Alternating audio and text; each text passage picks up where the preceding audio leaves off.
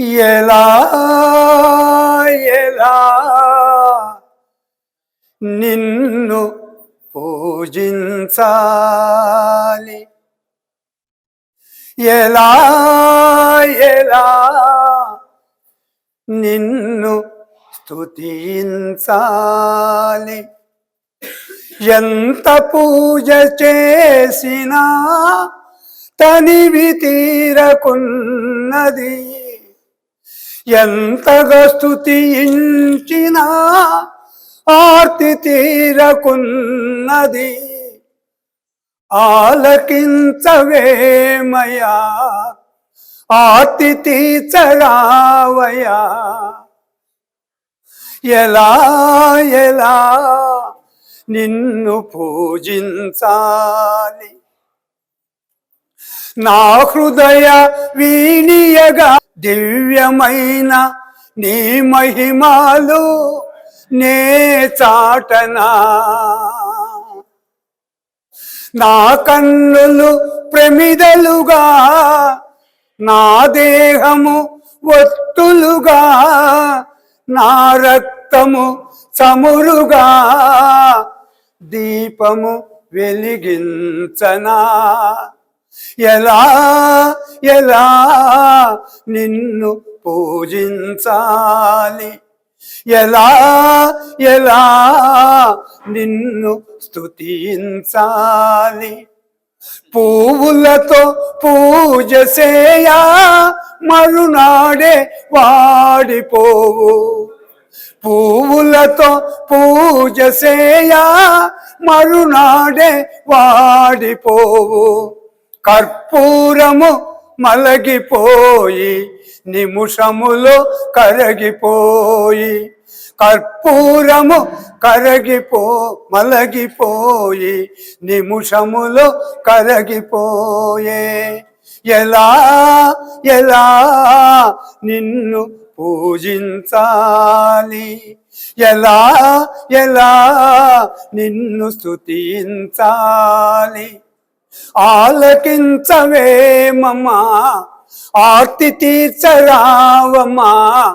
అనువనువు క్షణ క్షణము నీ స్మరణ సన్నిధిలో సేవ చేయువరమును ప్రసాదించు తల్లి. ఓ వాసవాంబ శ్రీ కన్యకాంబ, ఓ వాసవాంబ శ్రీ కన్యకాంబ.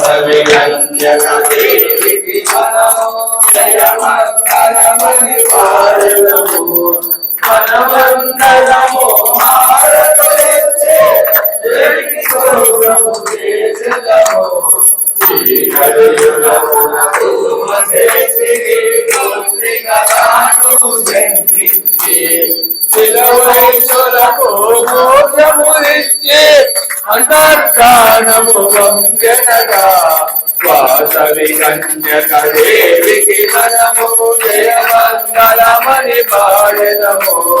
మనమందరము హారతులెత్తి దేవికి స్తోత్రము చేసెదము. వాసవి కన్యకదేవికి మనము జయమంగళమని పాడెదము. ఓం నమో భగవతే వాసుదేవాయ, ఓం నమో భగవతే వాసుదేవాయ.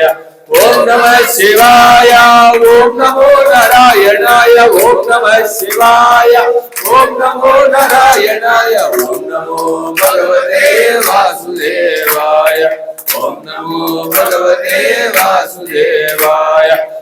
पाहि मां वासवं पाहि मां रक्ष मां कन्यकां रक्ष मां पाहि मां वासवं విభూతి ఒక చేత వీరంగం ఒక చేత కనకనా గంటలే కళ్ళు మరియే పట్టాకుపురమేరు పైనున్న విభూతి వన్న వస్త్రము చేత వీర పల్లక కుడి చేత నరకంగా పడపప్ప పెట్టంగా దచ్చయత్నం పెళ్ళ కల్లడిల్లే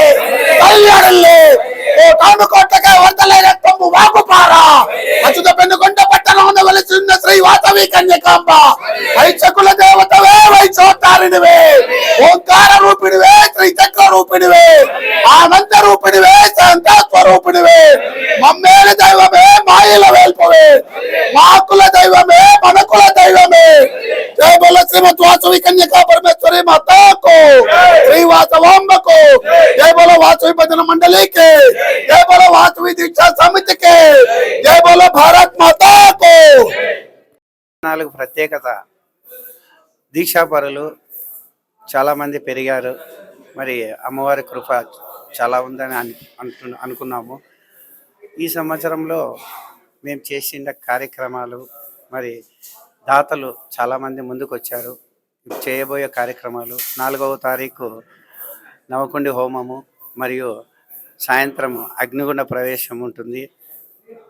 తర్వాత 9వ తారీఖు యజ్ఞముడి పెనుగొండ ప్రయాణము, 11వ తారీఖు అమ్మవారి ఆత్మార్పణ రోజు. ఆ రోజు కార్యక్రమం అక్కడ హోమాలు అన్నీ జరుగుతాయి. అక్కడ హోమం జరుగుతుంది, అమ్మవారికి అభిషేకము, మరి దీక్షాపరులు వచ్చే కొంచెం భజన కార్యక్రమాలు కూడా ఉంటాయి. ఆ వాసవి మాత అక్కడే పుట్టి అక్కడే ఆత్మార్పణ స్వామి అక్కడ 3 రోజులు జరుగుతుంది స్వామి. చాలా అద్భుతంగా జరుగుతుంది. ఉదయాన్నే ఫస్ట్ రోజు ఉదయాన్నే అభిషేకాలు, మళ్ళీ పల్లకి ఉంటుంది. మధ్యాహ్నం హోమం ఉంటుంది. తర్వాత భిక్షల కార్యక్రమం, సాయంత్రము అగ్నిగుణ ప్రవేశం అక్కడ కూడా ఉంటుంది. మరి అదేవిధంగా ఇక్కడ కూడా ఈ స్వామి యజ్ఞముడి విశిష్టత అంటే మనం చేసిన దీక్షలు మరి యొక్క మన కోరికలు ఏమేమి ఉన్నాయో అవన్నీ నెరవేరాలని, అమ్మ కృప మన మీద ఉండాలనే ఉద్దేశంతో ఆ అమ్మవారికి అభిషేకం చేసి ఇక్కడ యజ్ఞముడి కట్టుకోవడం, టెంకాయలో నెయ్యి నింపుకొని అక్కడ పోవడము, మరి అమ్మవారి దర్శనం చేసుకొని ఆ నెయ్యితోనే హోమం జరిపించడము. ఆ హోమం పూర్ణాయితి అయిన తర్వాత మన యొక్క కోరికలన్నీ నెరవేరుతాయన్న ఆశతో భక్తితో మరి దీక్షలు ప్రారంభించాము. అదేవిధంగా అక్కడ స్వామి ఈసారి ప్రత్యేకత ఏమి అంటే చాలామంది దీక్షాపరులు పెరిగారు. మరి ఇక్కడ సన్మాన కార్యక్రమాలు లేడీస్కి 11 రోజులు ప్రత్యేకంగా పెట్టాము ఈ సంవత్సరము. చాలా అద్భుతంగా జరుగుతుంది అమ్మ కృప వల్ల. సంతోషం సార్. జై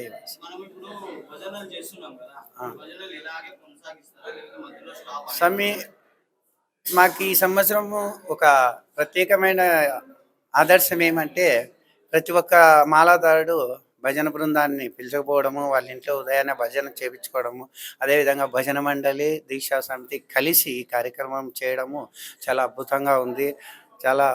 చాలామంది భజన చేయించుకున్న వాళ్ళు చాలా తృప్తిగా స్వామి ఇటువంటి కార్యక్రమాలు ముందుకి ఇంకా మీరు చాలా చేయాలని కోరడం జరిగింది. అదేవిధంగా మేము రెండు కూడా భజన మండలి మరి దీక్షా సమితి కూడా కలిసి ముందుకు ఇలాగే సాగుతాము. వచ్చే సంవత్సరం కూడా మరి భజనలు కానీ భిక్షలు కానీ దీక్షాపరులు కానీ ఇంకా పెంచే అవకాశం ఉంది. కొత్త కార్యక్రమాలన్నీ చేస్తాము. నెక్స్ట్ పెరిగింది స్వామి, పెరిగింది 50% పెరిగింది. ఈ సంవత్సరము 125 అయినారు. లాస్ట్ ఇయర్ 50 మెంబర్స్ ఉండేవాళ్ళు, ఇప్పుడు 120 ఉన్నారు, 125 అయినారు. నెక్స్ట్ మెయిన్ కార్యక్రమం ఏమంటే 4వ తారీఖు నవకుండి హోమం చాలా ముఖ్యమైన అంగరంగ వైభవంగా జరుగుతుంది. ఆ అమ్మ కృప వల్ల ఇంకా గొప్పగా చేయాలని మా ఆశ. కొత్త ప్రోగ్రామ్స్ అన్ని పెట్టాము. అది మీరు కూడా ప్రజలందరూ రావాలి. అనంతపురం పురవీధుల్లో ఊరేగింపు ఉంటుంది, ప్రజలందరూ రావాలి, అమ్మను దర్శించాలి, చాలా అద్భుతంగా చేయాలని మేము ఆశిస్తున్నాము. మరి అమ్మ కృప మా మీద ఉంటుందని ఆశిస్తూ రోజు 150 మంది స్వామి, 120 మంది దీక్షాపరులు మరి దాతలు వారి బంధుమిత్రులు కూడా వస్తారు. 150 మంది వరకు దాతల నుంచి సహకారం ఎటుందంటే వారు భిక్ష చేసి తర్వాత ఈ ఆశీర్వాదం అయిన తర్వాత మరి వారు కాకుండా వారి పక్కన వచ్చిన వారు కూడా కొత్తగా ఈ సంవత్సరం ఒక రోజుకి 1-2 కొత్తవి వస్తూనే ఉన్నారు. మరి దాతలు ధన రూపేణ చాలా సహాయం అందిస్తున్నారు. వారందరికీ కృతజ్ఞతలు తెలుపుకుంటున్నాం దీక్షా సమితి తరఫున. మరి ఈ కార్యక్రమాలు ఇలాగే కాకుండా ఇంకా ముందుకి చాలా అద్భుతంగా చేయాలని మా ఆశ సంకల్పము. మరి అమ్మవారి కృప ఉంటుందని ఆశిస్తున్నాం. జై వాసి. నా పేరు వంకదారి అరుణ్ కుమార్ అండి. పాతబూరు వాసవి దీక్షా సమితికి ప్రధాన కార్యదర్శి. ఈ సంవత్సరం 29వ వార్షికోత్సవంగా జరుపుకున్నటువంటి వాసవి దీక్షలు ఈ సంవత్సరం గతంలో కంటే చాలా గొప్పగా జరుగుతున్నాయండి. ఈ సంవత్సరం కొత్తగా ప్రత్యేకమైనటువంటి కార్యక్రమాలు చేపడుతున్నాము. దీక్షల్లో భాగంగా 4వ తారీఖు నవకుండి హోమం ఉదయం అమ్మవారి గ్రామోత్సవం పురవీధులలో 10:30 కన్యకల పూజ జరుగుతుంది. తదనంతరం మరి ఎప్పుడు జరిగినటువంటి ఈ సంవత్సరం కొత్తగా మనం సాయంత్రం వాసవి దీక్షలలో ముఖ్యమైనటువంటి ఘట్టం ఇది, ఆఖరి ఘట్టం. అటువంటిది మనకి శ్రీ పెనుగొండ క్షేత్రంలో జరిగే ఘట్టము ఇక్కడ మనం చేసి చూపిస్తున్నాము ఈ సంవత్సరము. అది ఏమిటంటే ప్రతి ఒక్క వాసవి అగ్నిగుండ ప్రవేశం చేయాలా అనేది మా కులదైవమైన వాసవి కన్యకా పరమేశ్వరి దేవి ఇది అనమాట. అది ఇక్కడ మనం పాత ఊరిలో మనం చేపడుతున్నాము ఈ సంవత్సరం కూడా పేదలైతేనేమి కానీ కొద్దిగా దిగువ తరగతిలో ఉన్నవారు కానీ వచ్చి మేము వాసవి మాల ధరించల్లా అని అనుకున్న వాళ్ళకి ఆలోచన వచ్చినా కానీ మేము వాళ్ళ ముందుండి వాళ్ళకి వస్తు రూపేణా కానీ ధన రూపేణా కానీ మనము వాళ్ళకి మాలలు వేయించి ఇక్కడ వసతులు కల్పించి సౌకర్యాలు కల్పించి భిక్షలు ఏర్పాటు చేసి మనం పెనుగొండ క్షేత్రానికి పిలుచుకొని పోయి వచ్చుటకు మనం ఏర్పాటు చేయదలుచుకున్నాము. అంటే వచ్చే సంవత్సరం నవకుండి హోమం అంటే మనకి 9 హోమగుండాలు ఏర్పాటు చేస్తారండి టెంపుల్లో. ఒక హోమగుండానికి 4 జంటల దంపతులు కూర్చుంటారండి, 8 మంది ఉంటారండి. అలా 102 గోత్రికులు కలిసి చేసేదే ఈ నవకుండి హోమం. గతంలో కూడా వాసవి మనకి ఇక్కడ పాత ఊర్లో వాసవి భజన మండలి అనేది చాలా ఏళ్ల నుంచి ఉంది ఇక్కడ. అందులో భాగంగానే వాసవి దీక్షా సమితి, వాసవి భజన మండలి 2 ఒక భాగం అండి. ఇక్కడ వాసవి దీక్షలు లేకపోతే భజన మండలి లేదు, భజన మండలి లేకపోతే వాసవి దీక్షలు లేవండి. 2 కన్నులు ఉన్నట్లు మన వాసవి దీక్షా సమితి అంటేనే 2 కన్నులు అనమాట. ఒకటి భజన మండలి, ఒకటి వాసవి దీక్షా సమితి. మనం గతంలో కూడా ప్రతి ఇంటికి పోయి 102 భజనలు చేసాం. అట్లా 3 ఏళ్ళు మనం 365 × 3 అట్లా ప్రతిరోజు నిత్యము ఈ రోజు లేదు అనుకోకుండా ప్రతి ఇంటికి ప్రతి పేద వైశ్యునింటికి కూడా మనం పోయి భజనలు చేసి వచ్చినాము, ఆశీర్వాదం ఇప్పించి వచ్చాము. కానీ వాళ్ళ దినదిన అభివృద్ధి కూడా జరగడం అనేది జరుగుతూ ఉంది. మనకి చాలా మంది భక్తులు కూడా వచ్చి చెప్పినారు, అమ్మవారు వచ్చింది మా ఇంటికి, చాలా చక్కగా భజనలు జరిగాయి, ఆశీర్వచనం కూడా మాకు జరిగింది. మేము ఈ సంవత్సరం కొంచెం వృద్ధిలోకి వచ్చాము అనే విషయాలు కూడా మాకు తెలిపినారండి. జనరల్ అధ్యక్షుడిని ఆర్వేడ్ శ్రీధర్ గారిని. ఇప్పుడు మేము ఇంతవరకు 1000 భజనల పైన చేసినాం. మంగళవారంలో 102, 25 వారాలు అట్లా కంటిన్యూ చేసినాము. ఇప్పుడు కూడా ప్రతి నిత్యము ఎవరైనా భజన వాసవిలు కానీ మనం సపరేట్ ఎవరిని అడిగినా బర్త్డే కానీ విశేష కానీ మనం భజనలు ఖచ్చితంగా చేస్తున్నాం. వాళ్ళు ఆనందపరిచి వాళ్ళు శుభసందంగా చేసి వస్తున్నాం. నిత్య మంగళవారాలు అది కంటిన్యూ ఉంటుంది. ఎవరు అడిగినా వచ్చి చెప్తేనే వాళ్ళు డేట్ రాసుకొని మనం చేస్తున్నాం. వాళ్ళ ఇంటికి పోయి మనం పొద్దున్న 7 నుంచి 9 వరకు భజన కార్యక్రమం ఉంటుంది. అభిషేకము, సంకల్పము అన్నీ ఉంటాయి. మిగతా టైంలో కూడా కంటిన్యూ చేస్తాం. వచ్చి అడగాల మనకు అంతే, డేట్ ఇవ్వాలా వాళ్ళు చెప్పాలి అంతవరకు. వాళ్ళు విశేషం ఏమన్నా ఓపెనింగ్ కానీ గ్రూప్ రేషన్ కానీ వాళ్ళ ఇంట్లో బర్త్డే విశేషాలను చేసినాం, కంటిన్యూ చేసినాం. మంగళవారం ఎక్కువ, శుక్రవారం గుళ్ళో మనం. తబ్జుల్ కృష్ణమూర్తి నా పేరు. నేను వాసవి దీక్షా సమితికి ఉపకోశాధికారిగా ఉన్నాను. ఈ సంవత్సరం అయితే వాసవి మాలలు ధరించిన తర్వాత దీక్షా సమితి ద్వారా అత్యద్భుతంగా పూజలు అయితేనేమి, భజనలు అయితేనేమి, అర్చనలు, అభిషేకాలు, ఉదయము మరియు సాయంకాలం వేళల్లో కూడా వాసవిలచే భజన కార్యక్రమాలు దిగ్విజయంగా జయప్రదం చేయబడుతున్నది. మరియు ఈ భజన కార్యక్రమాలు అయితే గృహప్రవేశం జరిగితేనేమి, వాళ్ళ ఇంట పుట్టినరోజు వేడుకలు అయితేనేమి, ఇట్లా పరిపరి విధాలుగా రకరకాలుగా వాళ్ళ ఇంటికి వేధించి భజన కార్యక్రమాలు కూడా ఉధృతంగా చేస్తున్నాము.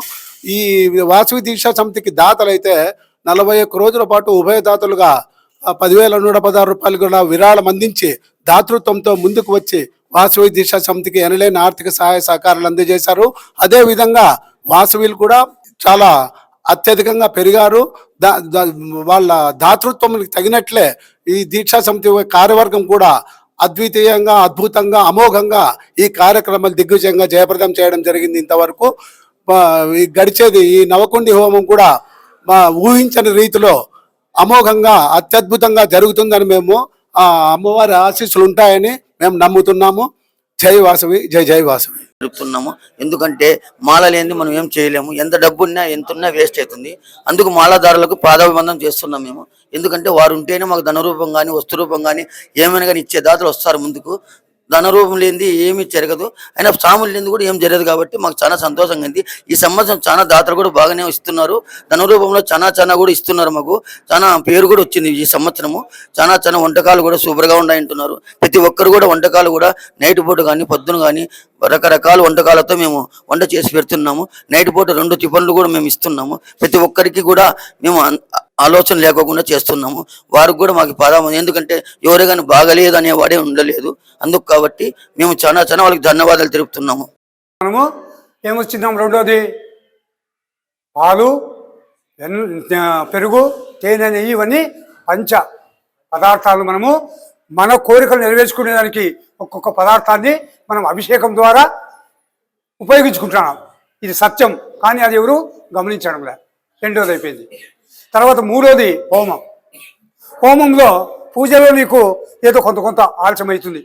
ఎందుకంటే నీకు నమ్మకం ఉందో లేదో, చేయమంటే వాళ్ళు చేయమంటే చేసిన అంటావు. ఖచ్చితంగా అవుతుంది. దానికి ఉదాహరణ స్వామి రమణ స్వామి, కొంచెం చేస్తావా? ఆయన నాకు ప్రత్యక్ష, నేను చేసిన దాంట్లో ఆయన ప్రత్యక్ష సాక్షి. వాళ్ళ సర్వ కోరికలు నెరవేర్చాడు వెంకటరమణ స్వామి. ఈ కోరిక అనుకోకుండా సర్వ కోరికలు కడాఖరికి వాళ్ళ అన్నగారికి కొడుకులు కూడా జన్మించినాడు. అసలు ఎంత గ్రేడ్ అంటే వాళ్ళమ్మ తపన, వాళ్ళమ్మ ఆశ, అది భగవంతుడికే తెలుసు. అటువంటి ఆర్తనాదంతో ఆమె చేస్తుంది అనమాట. నాకు తెలిసినగా నేను ఇక్కడ ఉండేవాళ్ళు.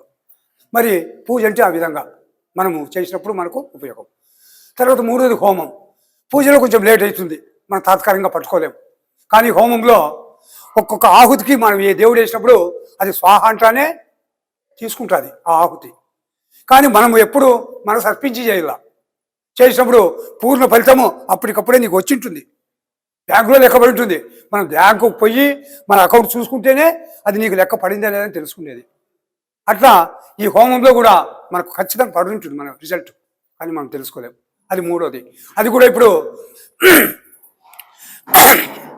మన వాసవి దీక్షలో ఏదో అంతో ఇంతో సత్యనారాయణ స్వామి పుణ్యాన మనం చేస్తున్నాం. కానీ మిగతా వాళ్ళైతే హోమం చేయాలంటే 10, 20, 30, 40 ఈ రేంజ్లో ఉంటుంది. కాబట్టి అది చేయలేము.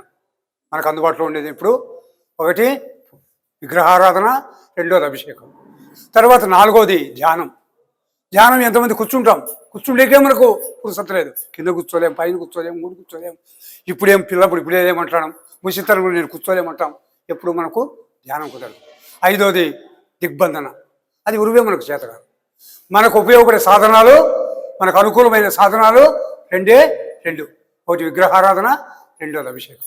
నాయన నాకు ఏదో అర్జెంటు పని ఉంది, నేను వేరే ఊరికి వెళ్ళాలి, 10 రోజులు పడుతుంది, ఈ ఆశ్రమాన్ని బాధ్యత సీనియర్గా నువ్వే ఉండవు, నువ్వు చూసుకో అని చెప్పినాడు. సరే స్వామి అన్నాడు. ఆయన వెళ్ళిపోయినాడు. వెళ్ళిపోతాను 15 రోజులు నీకు ఖచ్చితంగా నేను ఆశ్రమాన్ని అంత పోషించుకొని ఆశ్రమంలో ఉండే విద్యార్థులు కాపాడి గురువు ఏ విధంగా చెప్తే ఆ విధంగా నడుచుకున్నాడు అనమాట. 15 రోజులు పోయిన తర్వాత అతని కాలం కూడా అయిపోయింది. 18 సంవత్సరాలు నిండిపోయినాయి. వాళ్ళమ్మ వాళ్ళ ఆయన పిలిచకపోవాలని వచ్చినారు. వచ్చి గురువు కూడా వచ్చాడు 15 రోజులు అయిపోయిన తర్వాత. ఆ గురువు శిష్యులు అంతా ఉన్నప్పుడు వాళ్ళమ్మ వాళ్ళ ఆయన వచ్చి గురువుకు నమస్కారం చేసి, స్వామి పిల్లవాడు మీ దగ్గర సరైన శిక్షణ పొందినాడు, మాకు ఎంతో ఆనందంగా ఉంది. ఇన్ని రోజులు మీరు లేనప్పుడు మేము కూడా చూసాము, ఆనందంగా ఉంది. మా పిల్లవాడిని మేము పిలిచకపోతాము అని చెప్పినాడు. అమ్మ సంతోషం అమ్మ, పిలిచకపోవచ్చిందే కదా అని ఏదో మీ ఆశీర్వాదం మీ స్వామి అంటే ఆ అబ్బాయిని పిలిచినాడు. పిలిచి ఆశీర్వాదం ఇచ్చి, మీ అమ్మ మీ నాయన వచ్చినాడు, నువ్వు ఇంటికి వెళ్ళాలి అంటే ఒక ఆశ్రమ పాఠశాల అది. నువ్వు పిల్లప్పుడు వచ్చి 8 ఏళ్ళు నీకు విద్యాబుద్ధులు కొంచెం మాటలు వచ్చినప్పుడు వచ్చి గురుకులాశ్రమానికి పోవాలా. అక్కడ గురువు శుశ్రూష చేయాల, గురువు చెప్పినవన్నీ పని చేయాల, నేర్చుకొని సమాజానికి ఉపయోగపడే విధంగా నువ్వు తీర్చిదిద్ది సంఘానికి బయటకు పంపిస్తున్నారు వాళ్ళు. అంతే కదా. ఇప్పుడు మనం కూడా పిల్లలు విద్యకు పంపిస్తాం. వాళ్ళు విద్య అయిపోయి పైన అయిపోయి పై చదువులు అయిపోయి ఉద్యోగం వచ్చి సంసారాన్ని పోషించాలా, సమాజాన్ని పోషించాలా. ఇప్పుడు ఎన్ఆర్ఐలు ఉన్నారు. ఎన్ఆర్ఐలు ఎంతోమంది విరాళాల రూపంలో ఇచ్చి సమాజ స్థాపనకు కూడా వాళ్ళు తోడ్పడుతున్నారు. అట్లా మనం కూడా ఆ గురుబోధనలో ఎంతో శిక్షణ పొందుతారు. ఇప్పుడు మనకు ఆ శిక్షణ కరువైంది. ఎందుకంటే మనలో ఆ భావం చెడిపోతే ఆ భావం అనేటువంటి తీసేస్తే మనము గురువు అంటే ఎటువంటి వాడు తెలుస్తుంది. ఆ కౌశికుడు ఏం చేసినాడు, అందరితో పాటు 5 ఏళ్ళకో 6 ఏళ్ళకో ఇంటి దగ్గర తల్లిదండ్రులు వచ్చి ఒక గురువు దగ్గర విడిచిపెట్టిపోయినారు. ఆయన విడిచిపెట్టిపోతే 5 సంవత్సరాల నుంచి 18 సంవత్సరాల వరకు అతని విద్యాబుద్ధులన్నీ నేర్చుకున్నాడు. తర్వాత మనం అంతకంటే ముందు కాలు కడుక్కోమంటాం, పాదాయోహో పాద్యం సమర్పయామంటాం. మనకు ఎన్ని కాళ్ళు ఉండేది? 2 ఒకటా? మళ్ళీ 1 కడుక్కుంటామా 2 కడుక్కుంటామా? 2 కడుక్కుంటాం.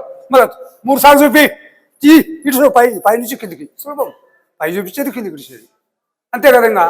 ఏమి దాంట్లో అప్పుడు భావం రాల. తల్లి జన్మల పుణ్యంతో నీ పాదాలు కడిగే భాగ్యం నాకు వచ్చింది.